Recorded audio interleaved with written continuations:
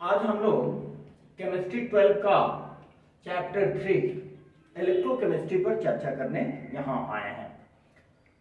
हम चाहते हैं कि इस इलेक्ट्रोकेमिस्ट्री की शुरुआत एकदम जीरो लेवल से हो, ताकि आज जो स्टूडेंट इलेक्ट्रोकेमिस्ट्री शुरू करने जा रहे हैं उनको भी सभी इलेक्ट्रोकेमिस्ट्री से रिलेटेड टर्म्स, उनके बेसिक कॉन्सेप्ट सब क्लियर होते जाएं, ताकि आगे के जो हमारे कॉन्सेप्ट्स हैं इलेक्ट्रोकेमिस्ट्री से रिलेटेड उनमें कम से कम प्रॉब्लम आए या नहीं आए।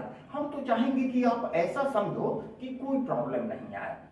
ठीक है, आइए देखते हैं व्हाट इज इलेक्ट्रोकेमिस्ट्री। देखिए,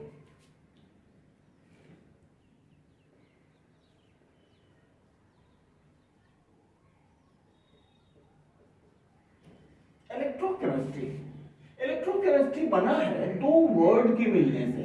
the first one is electro and second is chemistry. Electro refers to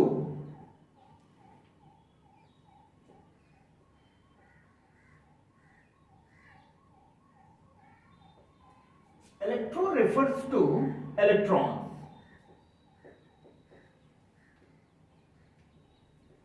electro refers to electrons, और हम जानते हैं कि फ्लो ऑफ इलेक्ट्रॉन,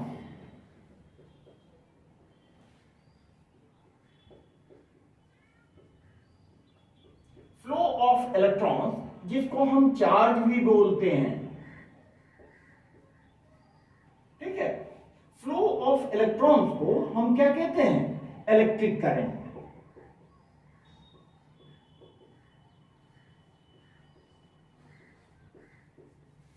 और इसको आप इलेक्ट्रिकल एनर्जी भी कह सकते हैं।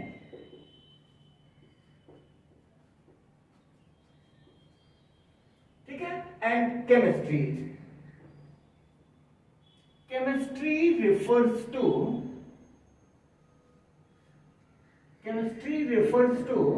chemical reactions। आप भी जानते हो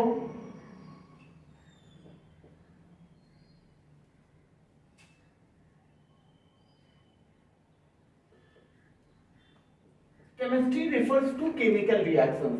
यहां पर हम डोमिनेंटली किस केमिकल रिएक्शंस की बात करेंगे?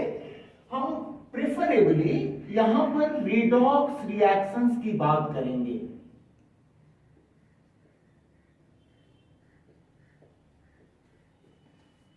रिडॉक्स रिएक्शंस की बात करेंगे, और इस रिडॉक्स रिएक्शंस को हम इलेक्ट्रोकेमिस्ट्री की भाषा में बोलेंगे केमिकल एनर्जी।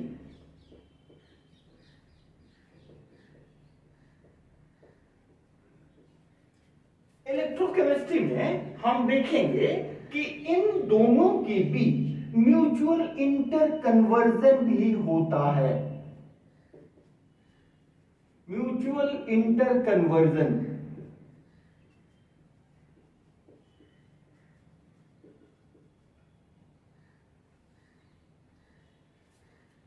ठीक है, एकदम बिल्कुल क्लियर वे में समझें। हमें एक तरफ इलेक्ट्रिकल करंट मिल रही है, इलेक्ट्रिकल एनर्जी मिल रही है, एक तरफ हमें केमिकल एनर्जी मिल रही है। तो इलेक्ट्रिकल एनर्जी का जनरेशन कैसे हो रहा है? इलेक्ट्रिकल एनर्जी से हम कैसे केमिकल एनर्जी जनरेट कर सकते हैं, या केमिकल एनर्जी से कैसे इलेक्ट्रिकल एनर्जी जनरेट कर सकते हैं, इसमें म्यूचुअल इंटरकन्वर्जन कैसा है, इसको भी एक छोटे फ्लोशीट की मदद से हम लोग समझें। अब इस इंटरकन्वर्जन को हम एक छोटे फ्लोशीट की मदद से समझें। देखिए, यहां पर हम लिख रहे हैं प्रोडक्शन ऑफ इलेक्ट्रिसिटी होता है,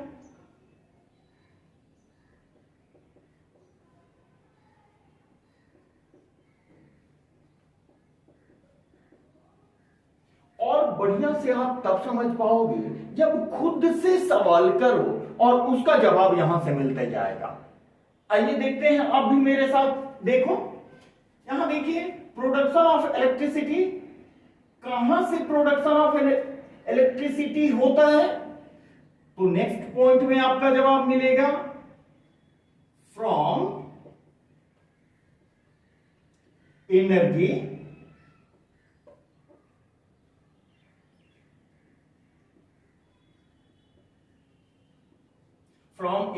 रिलीज। अब ये एनर्जी कहां से रिलीज होती है, अपने आप सवाल करें, जवाब मिलते जाएगा। During redox reaction.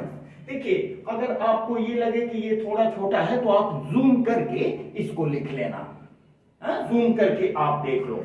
हमें यहां मिला प्रोडक्शन ऑफ इलेक्ट्रिसिटी। कहां से इलेक्ट्रिसिटी, कहां से मिला, जो एनर्जी रिलीज हो रही है, एनर्जी कहां से रिलीज हो रही है, तो रिडॉक्स रिएक्शन से रिलीज हो रही है।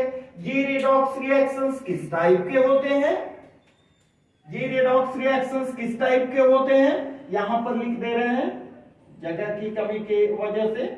ये रिडॉक्स रिएक्शंस स्पॉन्टेनियस होते हैं, स्पॉन्टेनियस नेचर के होते हैं, स्पॉन्टेनियस रिएक्शंस होते हैं। और हम सबों को मालूम है कि एक बहुत खूबसूरत वर्ड है जिसको हम जिब्स फ्री एनर्जी कहते हैं, जिससे स्पॉन्टेनिटी हम मेजर करते हैं। तो स्पॉन्टेनियस रिएक्शंस के लिए हमारे यहां delta G, Gibbs free energy का वैल्यू लेस देन 0 होता है। That is delta G is equal to negative. Spontaneous reaction के लिए डेल्टा जी का वैल्यू नेगेटिव होता है। अब देखिए, एनर्जी रिलीज हुई, यहां पर कैसे रिलीज हुई, रेडॉक्स रिएक्शन से रिलीज हुई। ये रेडॉक्स रिएक्शन कैसे हुए, स्पॉन्टेनियस रेडॉक्स रिएक्शन होते हैं। तो ये रेडॉक्स रिएक्शन किस तरह के डिवाइस में होते हैं, इनके लिए जो डिवाइस यूज किया जाता है, डिवाइस यूज्ड, वो डिवाइस क्या कहलाता है, उस डिवाइस का नाम है, उस डिवाइस को हम कहते हैं इलेक्ट्रोकेमिकल सेल।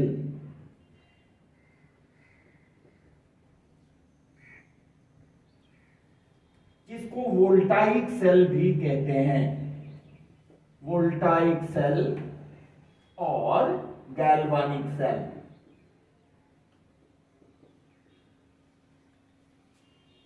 ठीक है, बात समझे, एक एक पॉइंट बिल्कुल क्लियर वे में समझे।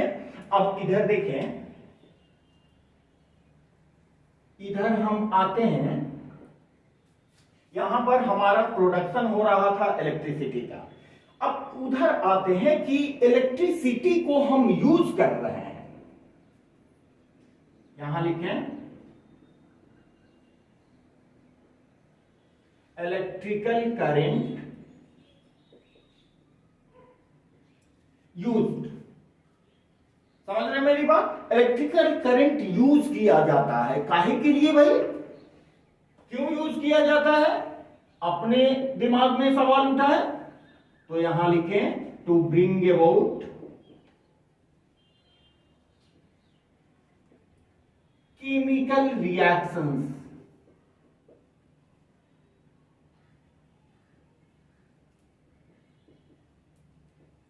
ये केमिकल रिएक्शंस कैसे होते हैं, redox reactions.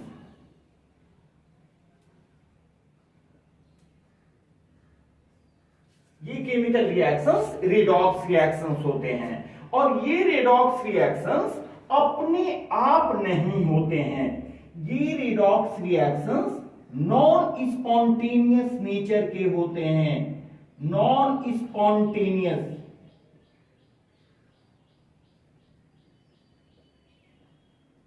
Non spontaneous nature के होते हैं, जिनके लिए इसको भी डेल्टा जी से रिप्रेजेंट करते हैं, जिनके लिए डेल्टा जी का वैल्यू ग्रेटर देन 0 होता है और delta G is equal to positive.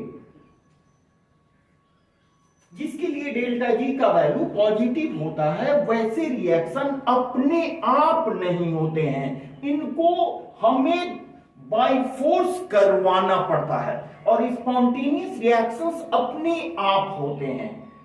ठीक है, अब यहां देखें कि ये स्पॉन्टेनियस नेचर के जो रिएक्शन होते हैं, इस रिएक्शन को कराने के लिए हम कौन से डिवाइस यूज करते हैं? ये जो डिवाइस यूज करते हैं हम, डिवाइस यूज, उसको बोलते हैं इलेक्ट्रोलाइटिक सेल।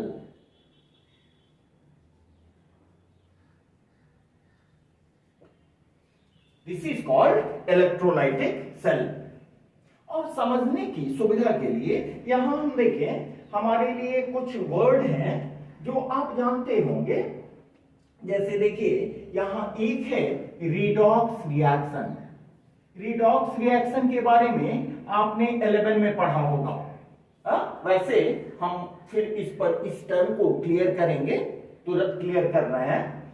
ठीक है, उसके बाद देखें ये डिवाइस यूज्ड, इलेक्ट्रोकेमिकल सेल क्या होता है, इलेक्ट्रोलाइटिक सेल क्या होता है। ठीक है, ये आपस में कैसे इंटर कन्वर्टेड हैं, एक छोटा सा फिगर से हम लोग समझने का कोशिश करते हैं। देखिए यहां पर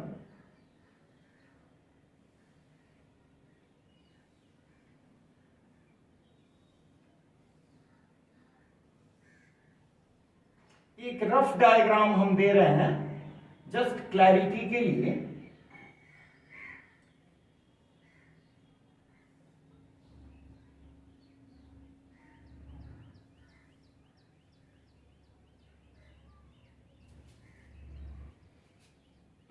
ठीक है, समझ रहे हैं? एक रफ डायग्राम से दोनों को डिफरेंशिएट करना चाहते हैं। इंट्रोडक्टरी अंडरस्टैंडिंग के लिए हमने ये रफ फिगर बनाया है, ताकि आगे इसी चीजों को ब्रॉड रूप में हम लोग डिस्कस कर लें। यहां इलेक्ट्रोकेमिकल सेल हमने दिखाया है। तो इसमें देखिए एक है कैथोड और एक है एनोड। एनोड को हम यहां पॉजिटिव इलेक्ट्रोड है, ध्यान दें, एनोड को हम नेगेटिव इलेक्ट्रोड कहते हैं।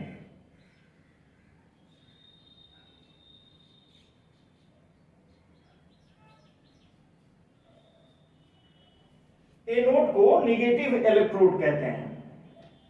ये है आपको इलेक्ट्रोकेमिकल सेल। इलेक्ट्रोकेमिकल सेल में दो कंपार्टमेंट है। ठीक है, दोनों कंपार्टमेंट में एक में देखिए यहां रिडक्शन हो रहा है, जबकि दूसरे में यहां ऑक्सीडेशन हो रहा है, और दोनों रिएक्शन को कंबाइंड वे में हम रिडॉक्स रिएक्शन कहते हैं। हम तुरंत ये डिस्कस कर रहे हैं ब्रीफ में कि what is oxidation, what is reduction. चिंता करने वाली बात नहीं है। यहां पर इसमें CuSO4 सॉल्यूशन है और इसमें हमने भरा है ZnSO4 सॉल्यूशन।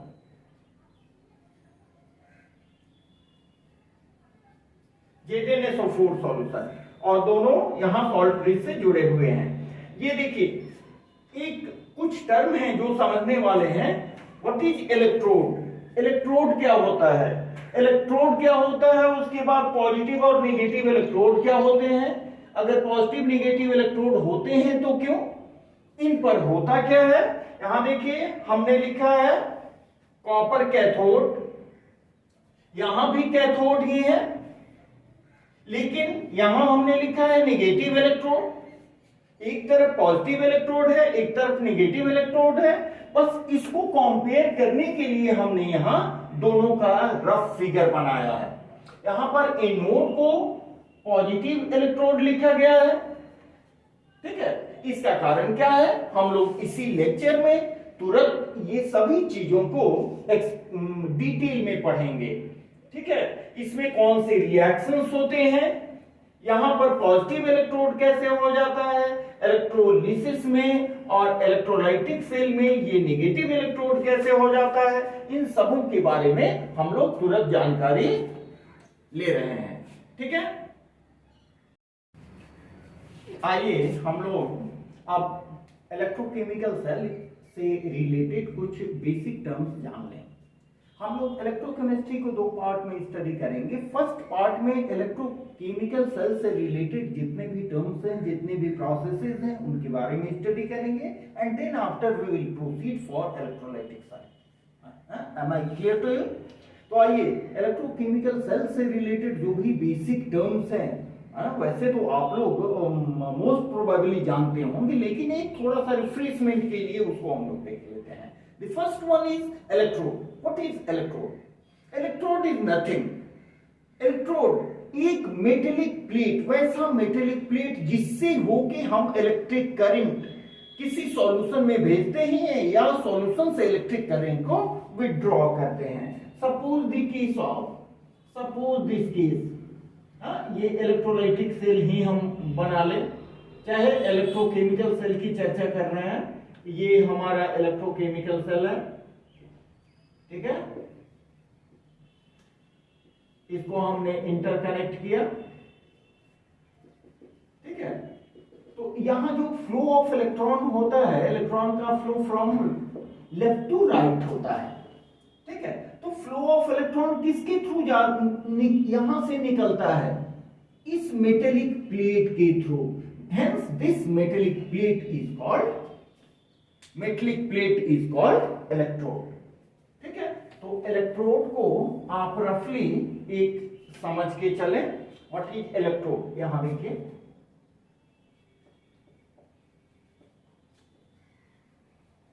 इलेक्ट्रोड को क्या लिखेंगे? मेटेलिक प्लेट और rod used to send or withdraw current from or into the solution। Solution में करंट भेजने या सॉल्यूशन से करंट निकालने के लिए जो मेटेलिक प्लेट हम यूज करते हैं, that metallic plate is called electrode. अब इलेक्ट्रोड के सेल में बिहेवियर के आधार पर हम लोग इलेक्ट्रोड को दो पार्ट में स्टडी करते हैं। The first one is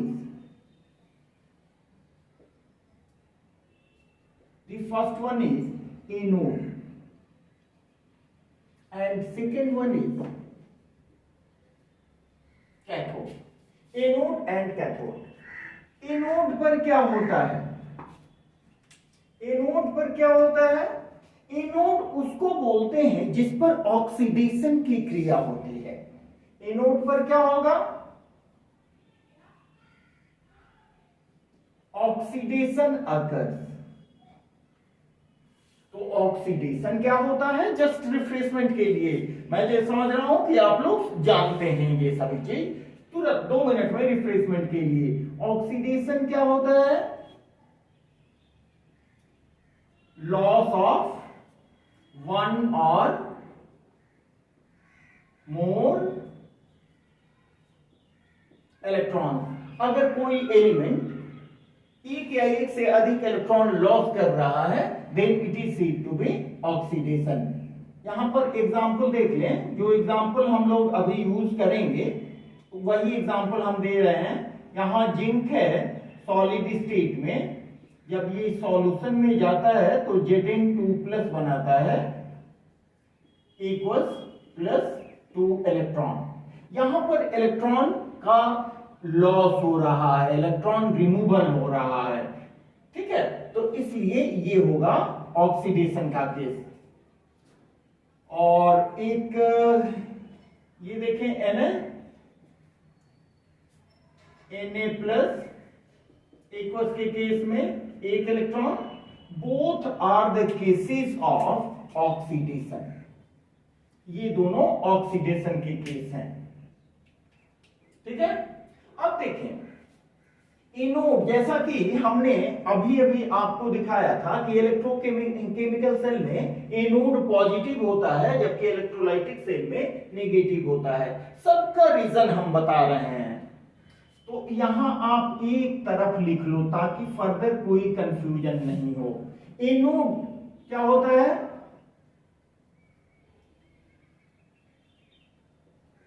negative in case of electrochemical cell या डेनियल सेल कर लो आप, हमेशा मिलेगा ये वर्ड। ठीक है, डेनियल सेल के केस में एनोड नेगेटिव होगा जबकि यहां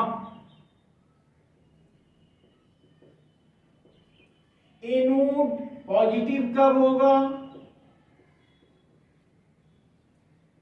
इन केस ऑफ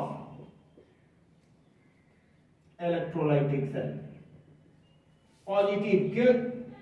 पॉजिटिव क्यों होगा इसको भी हम लोग इस चैप्टर में इस टॉपिक पर आएंगे तो डिस्कस करेंगे। ठीक है, अब देखें यहां कैथोड पर क्या होता है? कैथोड पर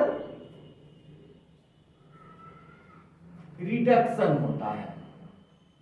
कैथोड को हम डिफाइन ही करते हैं the metallic plate on which reduction occurs is said to be cathode. और रिडक्शन किसको बोलते हैं? इसके just opposite, gaining of one or more electron. एक या एक से अधिक इलेक्ट्रॉन अगर गेन किया जा रहा है then that is the case of oxidation. ठीक है, तो यहां देखिए गेन में इसका जस्ट अपोजिट, यहां हम ले रहे हैं कॉपर 2+ इक्वल्स को ये दो इलेक्ट्रॉन, ये जो इलेक्ट्रॉन दिया है उसी को ये इलेक्ट्रॉन गेन कर रहा है and it is going to be converted into copper solid. ठीक है, अब इसके एक इलेक्ट्रॉन को सपोज करें, ये एग्जांपल में सपोज करें हम Cl- है इक्वल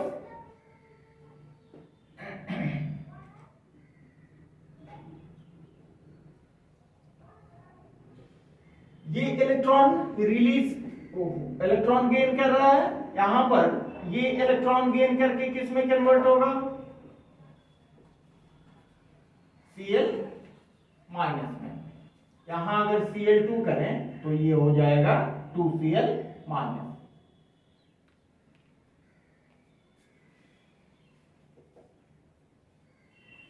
ठीक है,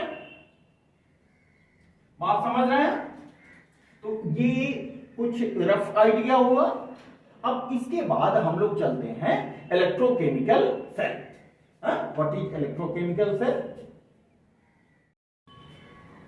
यहां देखें एग्जांपल, यहां पर Cu2+ इक्वल्स ये दो इलेक्ट्रॉन गेन करके कन्वर्ट हो रहा है Cu सॉलिड। उसी तरह यहां Cl2 दो इलेक्ट्रॉन लेके कन्वर्ट हो रहा है 2Cl- इक्वल्स में। ठीक है, बात समझ में आ रही है? यहां हम लोग के पास क्लियर हो गया what is electrode, what is cathode, what is anode. Cathode क्यों पॉजिटिव होता है, क्यों नेगेटिव होता है, डिफरेंट सेल्स में, इलेक्ट्रोकेमिकल सेल के केस में क्या होता है और इलेक्ट्रोलाइटिक सेल के केस में क्या होता है, ये सभी बातें क्लियर हो गए। अब हम लोग चलते हैं इलेक्ट्रोकेमिकल सेल का कॉन्स्ट्रक्शन और उसका मैकेनिज्म कि कौन सा रिएक्शन होता है, कैसे मैकेनिज्म होता है, कैसे स्ट्रक्चर होता है इसका। ठीक है, यहां देखें electrochemical cell is composed of 3 components. The first one is left half cell, second one is right half cell and both two half cells are connected by salt bridge. ठीक है, व्हाट इज सॉल्ट ब्रिज हम लोग discuss करते हैं, देखते हैं। अब यहां देखें लिफ्ट कंटेनर में क्या हो रहा है, लिफ्ट कंटेनर में हमने लिया है जिंक रॉड और जिंक रॉड को डीप किया है वैसे सॉल्यूशन में जिसका एक कॉमन आयन जिंक हो। That means zinc rod is dipped in ZnSO4 solution, while in the right half cell copper rod is dipped in copper sulfate solution। यहां भी देखें कि कॉपर का एक कॉमन आयन इसमें है और both the containers, both the half cells are connected by this salt bridge। What is salt bridge? We have to discuss now। ठीक है, अब देखिए यहां पर देखिए क्या हो रहा है, जब हम दोनों हाफ सेल को कनेक्ट करते हैं तो क्या होता है, Zn सॉलिड Zn ब्रेक होके Zn2+ और 2 इलेक्ट्रॉन्स देता है। ये जो 2 इलेक्ट्रॉन्स है ये एक्सटर्नल सर्किट के द्वारा जाता है राइट हाफ सेल में, जहां पर CuSO4 का सॉल्यूशन है जिसमें Cu2+ आयंस, यहां CuSO4 का जो सॉल्यूशन है आपको भी मालूम है ये सॉल्ट है और सॉल्यूशन के केस में ये प्रेजेंट होता है Cu2+ और SO4 2- के फॉर्म में। तो ये यहां से Cu2+ ions are awaiting for these 2 electrons which is likely to come from right side। यहां से जो इलेक्ट्रॉन रिलीज हुआ है वो इलेक्ट्रॉन राइट हाफ सेल में आते हैं और उस इलेक्ट्रॉन को गेन किया जाता है ये कॉपर 2+ आयन के द्वारा, जिसके कारण ये कॉपर सॉलिड स्टेट में इस पर डिपोजिट हो जाता है। नतीजा क्या होगा, जब रेगुलर कॉपर का डिपोजिशन होगा तो इसका वेट नेचुरली धीरे धीरे बढ़ेगा और इससे जब लगातार ये टूटेगा तो इसका मास धीरे धीरे कम होगा। अब देखिए इस पर प्रोसेस क्या हो रहा है, क्योंकि Zn इलेक्ट्रॉन लूज कर रहा है इसलिए ये क्या प्रोसेस है, ये ऑक्सीडेशन का प्रोसेस है।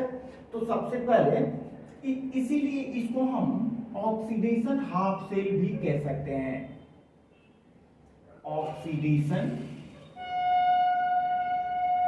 Half cell. अब देखिए ये इलेक्ट्रोड है मेरा, इट इज इलेक्ट्रोड, क्योंकि लेफ्ट साइड है इसलिए इसको हम लिखते हैं लेफ्ट इलेक्ट्रोड। लेफ्ट इलेक्ट्रोड पर मेरा क्या हो रहा है, देखिए ऑक्सीडेशन हो रहा है तो आप इसको एक साथ लिख लो। लेफ्ट इलेक्ट्रोड पर क्या हो रहा है, ऑक्सीडेशन, और आप पहले भी जानते हो कि जिस पर ऑक्सीडेशन हो उसको हम क्या बोलते हैं, जिस पर ऑक्सीडेशन हो उसको हम क्या बोलते हैं, एनोड। ठीक है, अब देखिए ऑक्सीडेशन होने से क्या होगा, ये जो आपका Zn2+ है, ये Zn2+ आयंस है, it will go into solution. ये Zn2+ सॉल्यूशन में चला जाएगा, सॉल्यूशन में चला जाएगा तो रेगुलरली ये सॉल्यूशन में जाते जाएगा। नतीजा क्या होगा कि इस सॉल्यूशन में, क्योंकि ZnSO4 तो न्यूट्रल है, अगर Zn2+ की संख्या लगातार बढ़ेगी तो सॉल्यूशन कंपैरेटिवली पॉजिटिवली चार्ज होता जाएगा और यहां पर इलेक्ट्रॉन के डिपोजिशन के कारण ये निगेटिवली चार्ज होता जाएगा। ध्यान दें, बड़ी समझने वाली बात है, जिससे आप देख रहे हो कि एक इलेक्ट्रिकल डबल लेयर का क्रिएशन होगा। This is electrical double layer, जिससे पोटेंशियल का कॉन्सेप्ट डेवलप होता है। ठीक है, तो यहां अभी उसको रहने दे, हम लोग इसको देख लें। यहां ये जो जिंक का इलेक्ट्रोड है वो सॉल्यूशन के रेस्पेक्ट में नेगेटिवली चार्ज हो जाता है, इसलिए इसको हम निगेटिव इलेक्ट्रोड भी कहते हैं, निगेटिव इलेक्ट्रोड।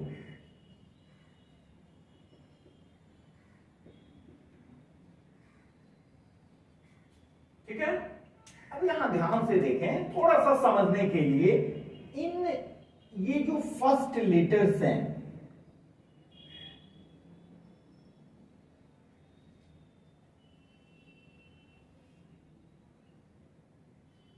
इनको आप मिलाओ तो याद रखने के लिए देखिए आपको क्या मिलेगा, लोन। जो लेफ्ट इलेक्ट्रोड की चीजें हैं उसको आप लोन के टर्म में याद कर सकते हो। जस्ट इसके जस्ट अपोजिट देखते हैं, अपोजिट हमें क्या क्या मिल रहे हैं, ये देखिए, ये हो गया आपको राइट इलेक्ट्रोड,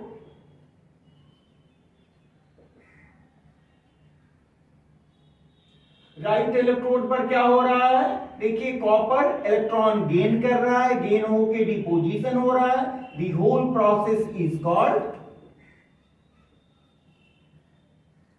रिडक्शन। और जिस पर रिडक्शन हो उसको क्या बोलते हैं, जिस पर रिडक्शन हो उसको क्या बोलते हैं, कैथोड। और रिडक्शन के कारण यहां पर Cu2+ पहले से प्रेजेंट होता है, जिसके कारण ये जो इलेक्ट्रोड है कंपैरेटिवली सॉल्यूशन के रिस्पेक्ट में पॉजिटिवली चार्ज हो जाता है, इसके इसीलिए इसको हम पॉजिटिव इलेक्ट्रोड भी कहते हैं, पॉजिटिव इलेक्ट्रोड। ठीक है, इसको भी उस रेस्पेक्ट में अगर हम लोग देखें तो हमें कौन सी चीज मिलेगी, हमें मिलती है यहां पर RrCp, इसको आप R2Cp से भी समझने के लिए याद रख सकते हैं। ठीक है, अब देखें क्या होगा, यहां पर लगातार Zn2+ सॉल्यूशन में आएगा और इलेक्ट्रॉन रिलीज होके बाहर जाएगा, तो इस इलेक्ट्रोड पर इलेक्ट्रॉन की डेंसिटी धीरे धीरे बढ़ती जाएगी और सॉल्यूशन में Zn2+ की डेंसिटी बढ़ती जाएगी। जब बहुत अधिक Zn2+ हो जाएगा, ठीक है, और उसको बाहर नहीं निकाला जाएगा तो क्या होगा, Zn2+ सॉल्यूशन में जाना धीरे धीरे बंद हो जाएगा। ठीक उसी तरह से यहां पर Cu2+ यहां जाएगा, कंज्यूम होके Cu सॉलिड में कन्वर्ट होगा, तो SO4 का कॉन्सेंट्रेशन इस सॉल्यूशन में बढ़ जाएगा। यहां SO4 बढ़ रहा है, यहां Zn2+ बढ़ रहा है, तो इलेक्ट्रिकल एक अनबैलेंस क्रिएट होगा। इस इलेक्ट्रिकल अनबैलेंस को न्यूट्रलाइज करने के लिए हम लोग यूज करते हैं सॉल्ट ब्रिक, जो एक इन्वर्टेड यू शेपेड ट्यूब है, जिसमें हम एक इनर्ट इलेक्ट्रोलाइट लाइक की Cl को लिए हैं। ये अगर एक सब्सटेंस होता है, डिटेल में हम लोग चर्चा करेंगे, अगर के यूज से इसको पेस्ट बना के हम डाल देते हैं, तो यहां जो एक्स्ट्रा Zn2+ होता है वो कंज्यूम कर लिया जाता है Cl- के द्वारा, तो यहां से Zn2+ बाहर होने लगा तो फिर ऑक्सीडेशन की क्रिया होने लगेगी। जब ये कंज्यूम हो जाएगा तो K+ यहां आके SO4 से कंबाइन करके SO4 के कॉन्सेंट्रेशन को कम कर देगा और इलेक्ट्रॉन का फ्लो जारी हो जाएगा। अब एक इंटरेस्टिंग चीज देखिए, यहां पर इलेक्ट्रॉन का फ्लो होता है from left container, from left half cell towards right half cell, जबकि according to IUPAC convention current का फ्लो होता है फ्रॉम राइट टू लेफ्ट। इसको जरूर याद रखेंगे, इलेक्ट्रॉन का फ्लो होता है इलेक्ट्रोकेमिकल सेल या डेनियल सेल या वोल्टाइक सेल में फ्रॉम लेफ्ट टू राइट, जबकि ये समझा जाता है कन्वेंशन के द्वारा, ये मान लिया गया है कि करंट का फ्लो होता है फ्रॉम राइट टू लेफ्ट। ठीक है, तो इसके बारे में यहां पर ऑक्सीडेशन हो रहा है लेफ्ट हाफ सेल में और रिडक्शन हो रहा है राइट हाफ सेल में। तो इस हाफ सेल का यहां हम देखते हैं ऑक्सीडेशन रिएक्शन, इसमें दो रिएक्शंस होते हैं।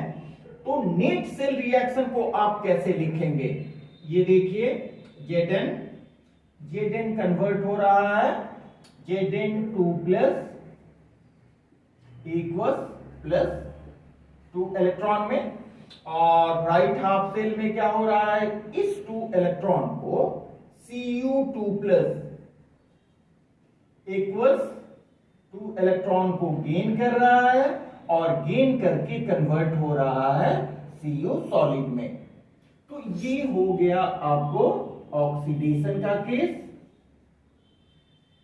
And it is the case of reduction. अब इन दोनों को हम ऐड करेंगे तो this will cancel, giving us the reaction Zn solid plus Cu2 plus equals Cu solid plus Zn2 plus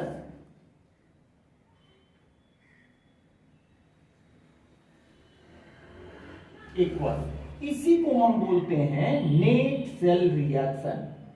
net cell reaction, ठीक है।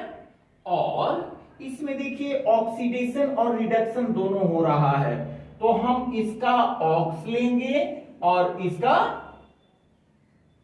रेड लेंगे, दोनों को मिला देंगे तो हमारा बनेगा overall redox reaction. Overall redox reaction, ठीक है। अब इस सेल को रिप्रेजेंट कैसे करेंगे, इस सेल को रिप्रेजेंट कैसे करेंगे, इसमें अगर किसी को कोई दिक्कत हो तो आप हमें कमेंट बॉक्स में जरूर लिखना, ठीक है। आइए इसका सेल रिप्रेजेंटेशन हम लोग देखते हैं। आइए नेक्स्ट देखते हैं सेल रिप्रेजेंटेशन। तो उसके लिए बेटर होगा एक बार फिर से हम लोग सेल रिएक्शन लिख लें। सेल रिएक्शन मेरा क्या था, जिंक सॉलिड से कन्वर्ट हो रहा था, सॉल्यूशन में जा रहा था Zn2 प्लस इक्वल्स, इसमें 2 इलेक्ट्रॉन रिलीज हो रहा था। It is the case of oxidation, और ये 2 इलेक्ट्रॉन को गेन कौन कर रहा था, Cu2 प्लस इक्वल्स, ये 2 इलेक्ट्रॉन को गेन किया, गेन करके कन्वर्ट हो रहा था Cu सॉलिड में। Gain of electron, it is the case of reduction.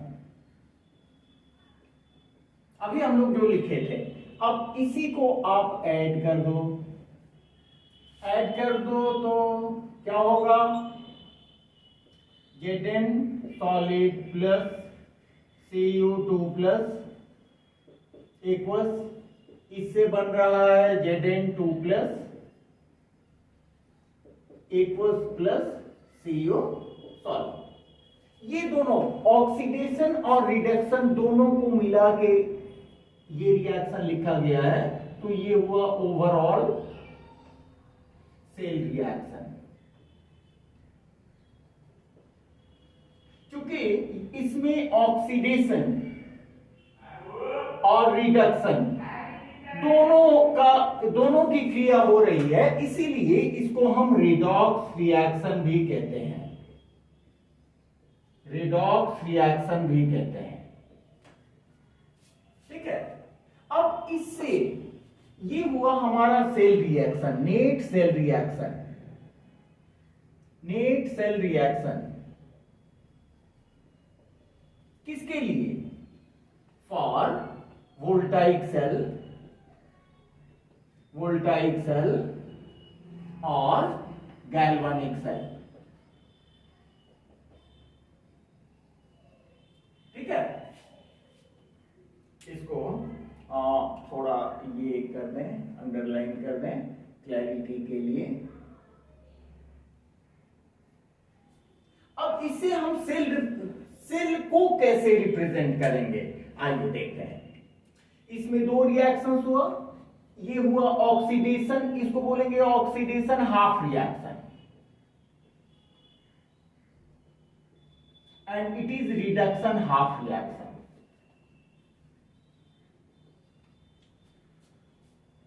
ठीक है, अब यहां देखिए Zn कन्वर्ट हो रहा है Zn2+ में, इसको कैसे रिप्रेजेंट करेंगे, यहां लिखें सेल रिप्रेजेंटेशन।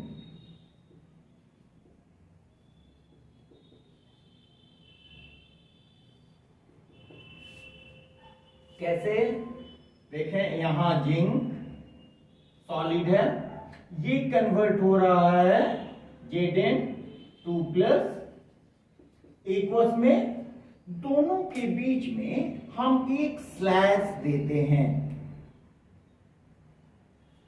ठीक है, और दूसरा हमारा क्या हो रहा है, Cu2+ एक्वस, ये कन्वर्ट हो रहा है Cu सॉलिड में। इन दोनों के बीच में भी देखिए यहां हम ब्लैक से कर दे रहे हैं, बस समझने के लिए, थोड़ा क्लैरिटी के लिए। ठीक है, ये तो हो गए दोनों half cell. Both half cells are separated by double slash line.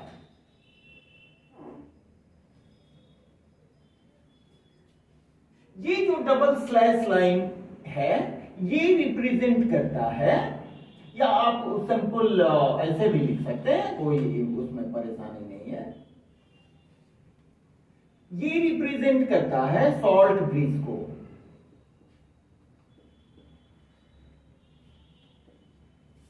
जैसे आप फिगर में देखा आपने, ये हो गया आपको लेफ्ट हाफ सेल,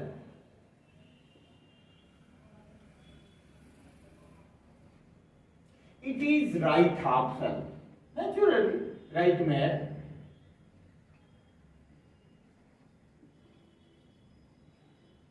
ये समझने के लिए बता रहे हैं, आपके लिए इतना काफी है।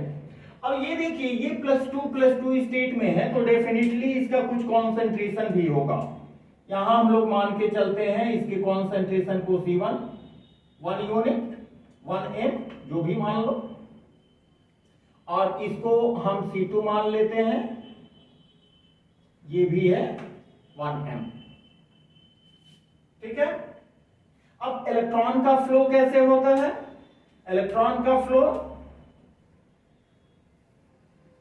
ये हो गया from left to right, flow of electron, और करंट का फ्लो दिखा ही दो, यहां फ्लो ऑफ करंट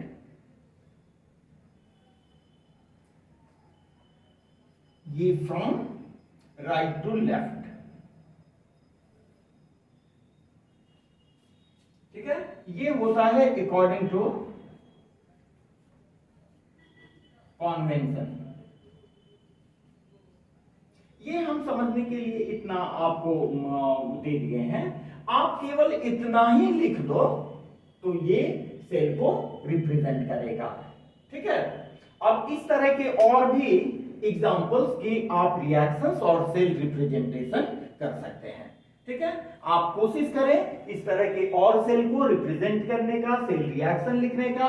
जहां आपको हमारी मदद की जरूरत महसूस हो, आप हमें तुरंत लिखें, हमारे कमेंट बॉक्स में लिखें। आपको ये क्लास कैसा लगता है प्लीज जरूर लिखेंगे अपने डिस्क्रिप्शन, अपने कमेंट बॉक्स में, ताकि हम भी अपने आप को इवैल्यूएट कर सकें।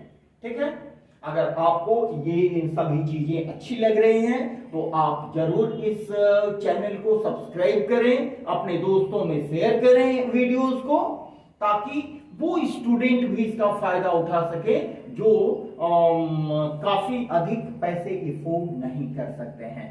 ठीक है, ओके, मिलते हैं फिर नेक्स्ट क्लास में आपसे यहीं पर आपके TNT केमिस्ट्री वर्ल्ड चैनल पर।